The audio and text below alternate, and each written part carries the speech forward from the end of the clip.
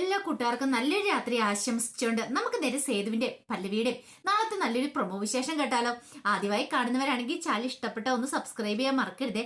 Video ഇഷ്ടപ്പെടുവാടെ like ചെയ്യാനും മറക്കരുത് കേട്ടോ. നമ്മുടെ മുന്നോട്ടുള്ള യാത്രയിൽ നിങ്ങളുടെ സപ്പോർട്ട് ലൈക്കാണ് നമുക്ക് ഏറ്റവും കൂടുതൽ പ്രചോദനമായി മാറിക്കൊണ്ടിരിക്കണേ. അപ്പൊ നമുക്ക് നേരെ നമ്മുടെ വിശേഷത്തിലേക്ക് പോയാലോ.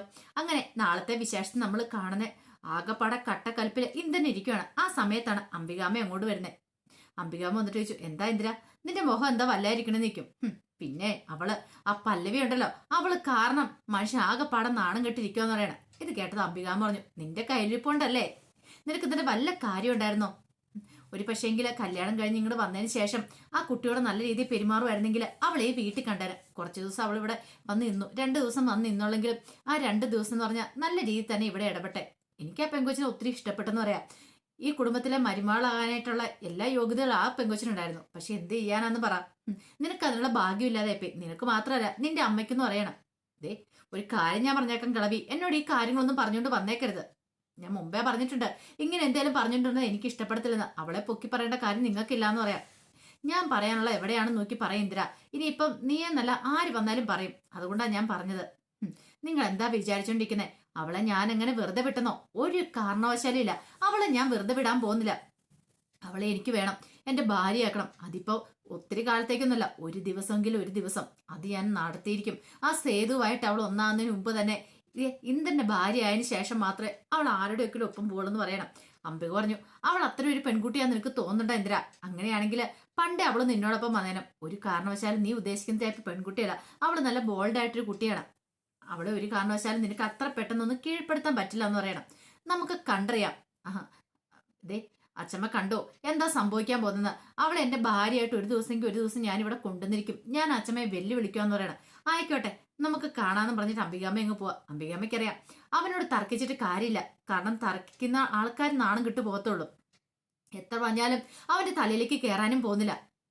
കാരണം അവന് ആകെപ്പടം മനോനില തെറ്റിരിക്കുക. പോരാത്തിന് ഈ പ്രശ്നം കൂടെ ആയി കഴിഞ്ഞപ്പോഴത്തേനും അതൊന്നുകൂടെ കൂടുക ചെയ്തേ. ഇനിയിപ്പൊ എന്ത് പറയാനാ, പറഞ്ഞിട്ട് വലിയ പ്രയോജനം ഒന്നുമില്ലെന്ന് ഓർത്തേണ്ട അങ്ങോട്ടേക്ക് പോവാണ്. ആ സമയം സേതുവും പല്ലവിയും കൂടെ കാറിൽ പോവാണ്. കാറിൽ പോകുന്ന സമയത്ത് പല്ലവിയോട് സേതുവിന്റെ വിഷമങ്ങളൊക്കെ പറയുന്നുണ്ട്. ഒന്നാമത്തെ കാര്യം ഇന്ത്യനും നിഖിലും തമ്മിലുള്ള ബന്ധം അത് എത്രയും പെട്ടെന്ന് കണ്ടെത്തണം. അച്ഛന്റെ ജീവൻ അപകടത്തിലാണെന്ന് പോലും പറയാൻ പറ്റില്ല. അവൾക്കൊരു ജീവിതം കിട്ടിയിട്ടുണ്ടെങ്കിൽ അത് ഏത് വിധമാണെന്നും പറയാൻ പറ്റില്ല. ഒരു പക്ഷെ ഇന്ദ്രനുമായിട്ട് എന്തെങ്കിലും കണക്ഷൻ നിഖിലിനുണ്ടെങ്കിൽ അത് ദുരന്തത്തിലോ ചെന്ന് കലാശിക്കുള്ളൂ. ഒരു കാരണവശാലും നല്ലതിനു വേണ്ടി ആയിരിക്കില്ല. അങ്ങനെയാണ് അത് കണ്ടെത്തണം. അങ്ങനെയുള്ള ചിന്തകളൊക്കെ ഉണ്ടാകുന്നുണ്ട്. പിന്നീട് പല്ലവിയോട് ശ്രീഹരി പറഞ്ഞ കാര്യങ്ങളൊക്കെ പറയണം. ഒരു ദിവസം ഇന്ദ്രനെ നിഖിലിനെ വഴിക്ക് വെച്ച കണ്ട കാര്യങ്ങളൊക്കെ ഇതൊക്കെ കേട്ട് കഴിഞ്ഞപ്പോൾ പല്ലവി പറഞ്ഞു, എനിക്ക് നല്ല സംശയമുണ്ട് സേതുവേട്ടാ, എന്തൊക്കെയോ എവിടെയൊക്കെ എന്തോ പ്രശ്നമുള്ള പോലെ പൊരുത്തക്കേടുള്ള പോലെ തോന്നുന്നുണ്ട്. ഒരുപക്ഷെ കല്യാണത്തിന് മുമ്പാണെങ്കിൽ നമുക്കത് പരിഹരിക്കാൻ പറ്റും. പക്ഷെ കല്യാണം കഴിഞ്ഞിട്ടാണെങ്കിലോ? ഒന്ന് ഓർത്ത് നോക്കിയേ, കല്യാണം കഴിഞ്ഞിട്ടാണെങ്കിൽ ചിലപ്പോൾ ഇതൊക്കെ നമ്മൾ അറിയുന്നെങ്കിലോ നമുക്ക് നമ്മുടെ അച്ഛനെ രക്ഷിക്കാൻ പറ്റിയെന്ന് വരത്തില്ല. അതുകൊണ്ട് എങ്ങനെയെങ്കിലും അച്ഛനെ രക്ഷിച്ചാൽ മതിയാവുള്ളൂ പറയണം. പിന്നീട് അവരങ്ങനെ പോകുന്ന സമയത്ത് ബാലൻ സ്കൂട്ടി അങ്ങോട്ട് വരുന്നേ. പെട്ടെന്ന് ബാലന് ഇച്ചിരി ഓവർ സ്പീഡിൽ വന്നു. ഇവരും അങ്ങോട്ട് ചെന്ന് കഴിഞ്ഞപ്പോഴത്തേനും വണ്ടി മുട്ടില്ല എന്ന് പറഞ്ഞ് നിൽക്കുകയാണ്. ബാലൻ പെട്ടെന്ന് ഒരു സൈഡിലേക്ക് മറിഞ്ഞു വീഴുവാണ്. സേതുവും പല്ലവിയും കൂടെ ഓടി വന്നു. ഓടി വന്നിട്ട് ബാലനെ പിടിച്ച് എഴുന്നേൽപ്പിക്കുന്നുണ്ട്. കാരണം ബാലന്റെ ചിന്ത ഗോമതിയെക്കുറിച്ചായിരുന്നു. ഗോമതിയെക്കുറിച്ചുള്ള ചിന്തിച്ചുകൊണ്ടുള്ള വരവ് വന്നു കഴിഞ്ഞപ്പോഴാണ് അങ്ങനെ ആക്സിഡന്റ് സംഭവിക്കുന്നത്. ബാലന് എന്ത് ചെയ്യാൻ പറ്റും? ബാലന് നോട്ടോക്കുറവ് സംഭവിച്ചു പോയ കാര്യങ്ങളാണ്. സേതുവും പല്ലവി ഓടിച്ചിട്ട് ചെന്താ എന്നാ സാറേ എന്തിനും പറ്റുമെന്ന് ചോദിക്കുക. കുഴപ്പമൊന്നും ഇല്ലാന്ന് പറയണേ. കാലിന് ഇച്ചിരി വേദനയുണ്ട്. നോക്കിക്കഴിഞ്ഞപ്പോഴത്തേനും കാലിന് ചില മുറിവുകളും കാര്യങ്ങളൊക്കെ പറ്റിയിട്ടുണ്ടായിരുന്നു. ഒരു കാര്യം ചെയ്യാം, നമുക്ക് ഹോസ്പിറ്റലിലേക്ക് പോകാന്ന് പറയണേ. അതൊന്നും പ്രശ്നമില്ല, ഇതൊക്കെ ഇത്തിരി മരുന്ന് വെച്ച് കിട്ടി കഴിയുമ്പോൾ മാറിക്കോളും, ഞാൻ പോയിക്കോളാന്ന് പറയണം. ഞാൻ വേണം വീട്ടിൽ കൊണ്ടാക്കാന്ന് പറയണേ. അത് കുഴപ്പമില്ല, ഇവിടെ അടുത്ത് തന്നെ എന്റെ വീട്, ഞാൻ തനിയെ പൊയ്ക്കോളാന്ന് പറയാം. അല്ല ഇങ്ങനെയൊക്കെ ആയിക്കഴിഞ്ഞപ്പം പിന്നെ ഞങ്ങൾ തനിയെ വിടുന്നത് ശരിയല്ലല്ലോ. ജീവിതമല്ലേ, ഇങ്ങനെയൊക്കെ സംഭവിക്കും. ഇങ്ങനെ വീഴ്ചകളൊക്കെ ഉണ്ടായാൽ മാത്രമേ നമ്മൾ ഓരോന്ന് പഠിക്കുള്ളൂ. എല്ലാവരുടെ അവസ്ഥ ഇതൊക്കെ തന്നെയാ. നമുക്ക് ഓരോ വീഴ്ചകൾ ഉണ്ടാകുമ്പോൾ നമ്മൾ അതിനകത്ത് നിന്ന് ഓരോ പാഠങ്ങളൊക്കെ പഠിക്കണേ. അതുകൊണ്ട് നമ്മുടെ ജീവിതം ഇങ്ങനെ മുന്നോട്ട് പോയിക്കൊണ്ടിരിക്കും. അപ്പൊ അതിനകത്ത് നമ്മൾ ഒഴുക്കിന് നേരെ നീന്തിക്കൊണ്ടിരിക്കുക, അല്ലാതെ രക്ഷയില്ലെന്ന് പറയണം. ഇത് കേട്ട് കഴിഞ്ഞപ്പോഴത്തേനും സേതു പല്ലവിനെ നോക്കുക. എന്തൊക്കെയോ ഭയങ്കര തത്വങ്ങൾ പറയാ. ബാലന്റെ മനസ്സിലൊന്നുമല്ല, ബാലന്റെ മനസ്സിൽ ഗോമതിയെക്കുറിച്ചുള്ള ചിന്തയായിരുന്നു. അപ്പൊ ഗോമതിനെ വെച്ച് ഉപമ വെച്ചാണ് പറയണേ. പക്ഷെ സേതുവിനും പല്ലവിക്കും അതൊട്ട് മനസ്സിലായതുമില്ല. പിന്നീട് ബാലൻ കുറച്ച് സമയം കൂടെ സംസാരിച്ചിട്ടാണ് അങ്ങോട്ടേക്ക് പോണേ. ആ സമയം സേതു പറഞ്ഞു, എന്തൊക്കെയോ പ്രശ്നങ്ങൾ ആ ചേട്ടൻ ഉള്ളിലുണ്ടെന്ന് തോന്നിയെന്ന് പറയണേ. പല്ലവി പറഞ്ഞു, അത് ശരിയാ, എന്താണെന്നറിയത്തില്ല, ആ മുഖം കണ്ടാൽ തന്നെ അറിയാം എന്തോ വലിയ പ്രശ്നം ഉണ്ടെന്ന് തോന്നിയെന്ന് പറയാം. അങ്ങനെ അവരങ്ങോട്ടേക്ക് പോവാണ്. ഈ സമയം സേതുവും പല്ലവിയും കൂടെ വീട്ടിലേക്ക് പോവാണ്. അങ്ങനെ പോകുന്ന വഴിക്ക് തന്നെ സേതു പറഞ്ഞു, ഒരു പക്ഷേങ്കിൽ ആ നിഖിലും എന്തിനും തമ്മിൽ ബന്ധമുണ്ടെങ്കിൽ നമുക്ക് എത്രയും പെട്ടെന്ന് തന്നെ കണ്ടുപിടിക്കണം എന്ന് പറയണം. അതിനിപ്പോ എന്താ മാർഗം, നമുക്ക് നോക്കാന്ന് പറയണം. അങ്ങനെ വീട്ടിൽ ചെന്ന് കഴിയുമ്പോഴത്തേനും സേതുവിന്റെ അടുത്തേക്ക് അച്ചു ഓടി വരുന്നുണ്ട്. അച്ഛൻ സംസാരിക്കുന്നുണ്ട്. അപ്പൊ അച്ഛന്റെ മനസ്സ് വല്ലാത്തൊരു വിഷമം ഉണ്ടായിരുന്നു. നിഖിൽ ഫോൺ വിളിച്ചിട്ടുണ്ടായിരുന്നു. നിഖിൽ ഫോൺ വിളിച്ചിട്ട് കുറച്ച് കാര്യങ്ങളൊക്കെ അച്ഛനോട് പറഞ്ഞു. അച്ഛനത് ഉൾക്കൊള്ളാൻ പറ്റുന്ന കാര്യങ്ങളായിരുന്നില്ല. കാരണം ഇടയ്ക്കിടയ്ക്ക് അവൻ ഇങ്ങനെ വിളിച്ച് ഡിസ്റ്റർബ് ചെയ്തുകൊണ്ടേയിരിക്കും. അച്ഛനാണെങ്കിൽ ഒട്ടും അവൻ വിളിക്കുമ്പോൾ ഫോൺ എടുക്കാൻ പോലും താല്പര്യമില്ല.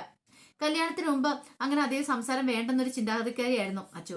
അച്ഛന്റെ മനസ്സിലാണെങ്കിൽ ഈ കല്യാണം നടക്കില്ലെന്നൊരു പ്രാർത്ഥന ഉണ്ടായിരുന്നേ. പിന്നീട് സേതു അങ്ങോട്ടേക്ക് വന്നു കഴിയുമ്പോഴാണ് അച്ചു ഓടി അങ്ങോട്ട് ചെല്ലുന്നേ. ഓടി ചെന്നിട്ട് സേതുവേട്ടാന്ന് പറഞ്ഞിട്ട് സേതുവിനെ കെട്ടിപ്പിടിക്കുന്നുണ്ട്. എന്താ അച്ചു, എന്താ കാര്യം ചോദിക്കുകയാണ്. കാരണം സേതുവിനെ കണ്ടു കഴിഞ്ഞ് പെട്ടെന്ന് തന്റെ അച്ഛൻ വന്ന് അരികെ നിൽക്കുന്ന പോലെയാണ് അച്ഛന് തോന്നിയത്. ആ ഒരു തോന്നലുണ്ടായതുകൊണ്ട് ഓടിപ്പോയി കെട്ടിപ്പിടിക്കുന്നത്. അച്ഛൻ അന്ന് കരുതിയിട്ട് അച്ഛൻ വരുമ്പോൾ ഓടിപ്പോയി തനിക്ക് എന്തെങ്കിലും വിഷമമുണ്ടെങ്കിൽ കെട്ടിപ്പിടിക്കുന്ന ആ ഒരു രീതി അനുസരിച്ച് പോയി കെട്ടിപ്പിടിച്ചാണ് സേതു ചേർത്ത് പിടിക്കുക. പിന്നീടാണ് അച്ഛന് മനസ്സിലായത് ഇത് അച്ഛനല്ലോ സേതുവേട്ടനാണല്ലോ എന്നുള്ള കാര്യം. പെട്ടെന്ന് നിങ്ങളുടെ അതൊന്ന് മാറി കഴിയുമ്പോഴത്തേനും സേതു, എന്താ അച്ഛൻ, നിനക്ക് എന്ത് പറ്റി, നിന്റെ കണ്ണെന്താന്ന് അറിഞ്ഞിരിക്കണേ നീക്ക്? ഒന്നുമില്ല, എന്തോ കാര്യമായിട്ട് പ്രശ്നമുണ്ട്, നീ എന്താണെങ്കിലും എന്നോട് തുറന്നു പറ എന്ന് പറയാണ്. അല്ല അത് പിന്നെ സേതുവേട്ടൻ, ഞാൻ കാര്യം എന്താന്ന് പറ അച്ചു. അച്ഛനാണെങ്കിൽ എന്തെങ്കിലും അവതരിപ്പിക്കണം നടത്തില്ല. അച്ഛൻ പറഞ്ഞു, എനിക്കെന്തോ ഈ കല്യാണം അങ്ങോട്ട് അഡ്ജസ്റ്റ് ചെയ്യാൻ പറ്റുന്നില്ല, എനിക്കെന്തോ ഇത് വേണ്ടാന്നൊരു തോന്നൽ മനസ്സിലേക്ക് വരുക. അതെന്താ അച്ഛൻ നിനക്ക് പെട്ടെന്ന് ഇങ്ങനെ ഇപ്പൊ തോന്നാനായിട്ട്? എനിക്കറിയില്ല സേതുവേട്ടാ, എന്റെ മനസ്സിൽ വേറെ എന്തൊക്കെയോ പ്രശ്നങ്ങൾ. ഒരിക്കലും അവൻ ശരിയാവുന്നാന്ന് തോന്നില്ല. ഞാനും അവനും തമ്മിൽ ഒരു വിവാഹ ജീവിതം അത് ശരിയാവും തോന്നില്ല.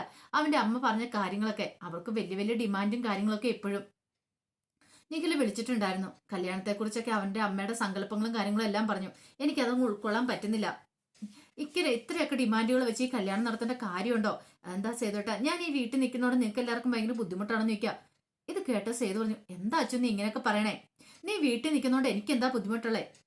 അറിയാലോ, പൂർണ്ണിമയ്ക്കാണെങ്കിൽ എല്ലാവർക്കും നീ ഇവിടെ നിൽക്കുന്നതന്നെ സന്തോഷം. പക്ഷെ കല്യാണപ്രായം എത്തിക്കഴിഞ്ഞ പിന്നെ പെൺകുട്ടികളാണ് അവരെ വിവാഹം കഴിപ്പിച്ച് അയക്കണ്ടേ. എങ്കിൽ മാത്രമല്ലേ വീട്ടിലുള്ളവർക്ക് ഒരു സമാധാനം ഉണ്ടാകത്തുള്ളൂ. പ്രായം കൂടി വരുന്നവർക്കും ടെൻഷൻ ആകത്തില്ലേന്ന് ചോദിക്കണം. അതൊക്കെ എനിക്ക് അറിയാൻ ചെയ്തേട്ടാ. പക്ഷെ എനിക്ക് ഒരിക്കലും നിഖിലുമായിട്ട് അഡ്ജസ്റ്റ് ചെയ്തു പോകാൻ പറ്റുമെന്ന് എനിക്ക് തോന്നില്ല. അവസാനം പല്ലവി ആ കാര്യം തുറന്നു പറയണം. നിന്റെ മനസ്സ് വേറെന്തെങ്കിലും ഉണ്ടോന്ന് ചോദിക്കാം. അത് പിന്നെ ഉണ്ടോന്ന് ചോദിച്ചാൽ എനിക്കെന്തോ അങ്ങോട്ട് പോകാൻ ഇഷ്ടമില്ല. എനിക്ക് ഈ വീട്ടിൽ നിന്നാൽ മതി കല്യാണം കഴിച്ചാലും. അതുപോലെ ഒരാളെ എനിക്ക് ഇഷ്ടം എന്ന് പറയണം. അല്ല അങ്ങനെ ആരെങ്കിലും ഉണ്ടോന്ന് ചോദിച്ചാൽ പെട്ടെന്ന് അച്ചു പറഞ്ഞു, അത് പിന്നെ എനിക്കിപ്പം ശ്രീഹരി ഇല്ലേ, ശ്രീഹരിയെ പോലുള്ള ആളാ. അങ്ങനെയൊക്കെയാണെങ്കിൽ പിന്നെ പേടിക്കണ്ട. ഇവിടെ നിൽക്കുകയും ചെയ്യാലോ, വീട്ടിൽ നിൽക്കുകയും ചെയ്യാലോ, വേറെ കുഴപ്പങ്ങളൊന്നും ഇല്ലെന്ന് പറയാം. ഇത് കേട്ടതും സേതുശി, നീ എന്തൊക്കെയാ പറയണമെന്ന് എനിക്ക് ബോധമുണ്ടെന്ന് ചോദിക്കാം. ഞാൻ പറഞ്ഞത് ശരിയാ സേതുവേട്ടാ, എനിക്ക് ഈ വീട് വിട്ടു പോകാൻ ഇഷ്ടമില്ല. അത് മാത്രമല്ല അവന് ഒരിക്കലും അങ്ങ് അഡ്ജസ്റ്റ് ചെയ്യാൻ പറ്റുമെന്ന് തോന്നില്ല. എന്തൊക്കെയോ മനസ്സിന് വല്ലാത്തൊരു ടെൻഷൻ ഉണ്ടെന്ന് പറയാം. ഇത് കേട്ടോ സേതു പറഞ്ഞു, ഒരു കാര്യം ചെയ്യാം, നീ ഇപ്പൊ തൽക്കാലത്തേക്ക് പോച്ചു, ഞാൻ ഒന്ന് ആലോചിക്കട്ടെ എന്ന് പറയണം. മനസ്സിലുള്ള വിഷമങ്ങളൊക്കെ എടുത്ത് മാറ്റിയാരെ ഒന്നിനെക്കുറിച്ചും ചിന്തിക്കണ്ട. അറിയാലോ കല്യാണത്തിന് ഇനി അധികം ദിവസമില്ല. അങ്ങനെ പറഞ്ഞ് ആശ്വസിപ്പിച്ച് വിടുക ചെയ്തേ. പക്ഷെ സേതുവിന്റെ മനസ്സിൽ എന്തൊക്കെയോ ഒരു ബുദ്ധിമുട്ടുകളും കാര്യങ്ങളൊക്കെ ഉണ്ടായിരുന്നു. എന്തോ കാരണം എന്തൊക്കെയോ മറച്ചു വെക്കുന്നുണ്ടോ ഇനിയിപ്പോ അച്ചുവിന്റെ മനസ്സിൽ ഇനിയിപ്പോ ശ്രീഹരിയെ കുറിച്ചുള്ള ചിന്തകളുണ്ടെന്ന് പറഞ്ഞു. ശ്രീഹരിയെ പോലുള്ള പയ്യനാ വേണ്ടേന്ന് പറഞ്ഞു. ഇനിയിപ്പോ ശ്രീഹരിയായിട്ട് വല്ല ഇഷ്ടം അങ്ങനെ ഉണ്ടോ? അതിനുശേഷം പല്ലവിനെ കാണുവാണ്. പല്ലവിയോട് പോയിട്ട് കാര്യങ്ങളൊക്കെ സേതു പറയാണ്. എല്ലാം കേട്ട് കഴിഞ്ഞപ്പത്തിന് പല്ലവി പറഞ്ഞു, അങ്ങനെ ഉണ്ടാവുമോ? ഒരു കാര്യം ചെയ്യാം, ഞാൻ അച്ഛനോട് പോയി ചോദിക്കാന്ന് പറയണം. അങ്ങനെ പല്ലവി അച്ഛൻ്റെ അടുത്തേക്ക് എല്ലുവാണ്. അച്ഛൻ്റെ അടുത്ത് ചെന്നിട്ട് കാര്യങ്ങളൊക്കെ ചോദിക്കുന്നുണ്ട്. അപ്പൊ പല്ലവി അവസാനം പറഞ്ഞു, എനിക്ക് ശ്രീഹരിയുടെ ഇഷ്ടമുണ്ട്, ഞാൻ ഈ ഇഷ്ടം തുറന്നു പറയുകയും ചെയ്താ, പക്ഷെ അവനെതിരായിട്ട് ഒരു മറുപടി പറഞ്ഞിട്ടില്ലെന്ന് പറയാ. ഇത് കേട്ടതും പല്ലവി ഞെട്ടി. എന്തൊക്കെ അച്ഛൻ നീ പറയണെന്ന് നിൽക്കുക? അതെ ശരിയാന്ന് പറയണം. ഞാൻ 2-3 വട്ടം അതിന് ശേഷം അവനെ വിളിച്ചു നോക്കി, പക്ഷെ അവൻ എന്റെ കോൾ എടുത്തില്ല. അതിനർത്ഥം അവൻ എന്നെ ഒഴിവാക്കുമെന്ന് എനിക്ക് തോന്നേ. അവൻ എന്നോട് താല്പര്യം കാണത്തില്ലായിരിക്കും. ഒരു പക്ഷെ അതിന് പ്രധാന കാരണം സേതുവേട്ടനായിരിക്കും. സേതുവേട്ടൻ ഉള്ളതുകൊണ്ടായിരിക്കും അവന് പേടി. അതുകൊണ്ടായിരിക്കും അവന്റെ കോൾ എടുക്കാത്തെന്നൊക്കെ പറയാം. ഇതറിഞ്ഞ പിന്നെ പല്ലവിക്ക് സഹിച്ചില്ല. പല്ലവി സേതുവിനോട് പോയി കാര്യങ്ങളൊക്കെ പറയണം. സേതു പറഞ്ഞു, അങ്ങനെയാണെങ്കിൽ ശ്രീഹരിനെ ഒന്ന് കാണണമല്ലോ, അവനെ ഒന്ന് കണ്ട് സംസാരിക്കണമല്ലോ എന്ന് വിചാരിക്കണം. കാരണം ശ്രീഹരി തെറ്റൊന്നും ചെയ്തിട്ടില്ല. അവനോട് ഇങ്ങനെ പറഞ്ഞു കഴിഞ്ഞപ്പോ തന്നെ അവന് പിന്നീട് ഒഴിഞ്ഞു മാറുക ചെയ്തേ. പിന്നീട് സേതുവും പല്ലവിയും കൂടെ ശ്രീഹരിനെ കണ്ടിട്ട് ചെല്ലുവാണ്.